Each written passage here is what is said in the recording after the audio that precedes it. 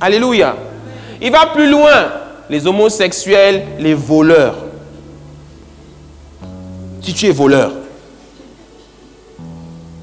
et je parle au peuple gabonais, les Gabonais, vous volez beaucoup. Arrêtez de voler. Beaucoup, à différents niveaux dans la société, vous volez. Les petits comme les grands. Le vol est une abomination. Le Seigneur a horreur du vol. Satan est appelé le voleur. Chaque fois que quelqu'un vole ou participe à un vol, il commet des œuvres sataniques et finira dans la géhenne avec Satan.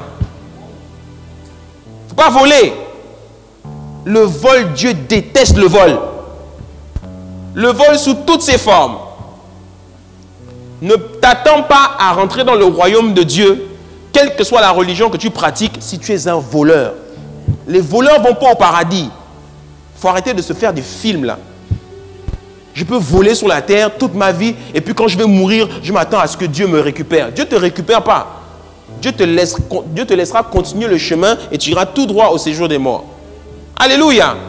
Il y en a qui pensent que la vie, on peut jouer, on peut faire ce qu'on veut et puis Dieu comprend et puis quand on va aller au ciel, on s'attend à ce qu'on soit tranquillement au ciel en train de choyer. Non.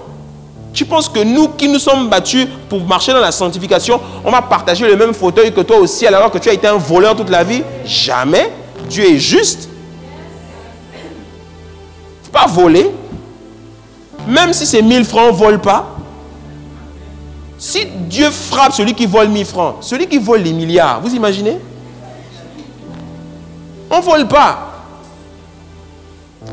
Et il y a des gens qui volent, ils volent beaucoup. Et quand on l'a attrapé, il ose même venir dans les médias et essayer de trouver des excuses, des raisons pour qu'on ne lui fasse rien. Mais tu es un voleur. Tu es un voleur, tu n'as que ce que tu mérites. On devrait commencer à couper les mains aux voleurs dans notre pays là. Oups. Alléluia. Il dit les voleurs, les hommes qui désirent toujours posséder plus. Ils rentrent dans la même catégorie.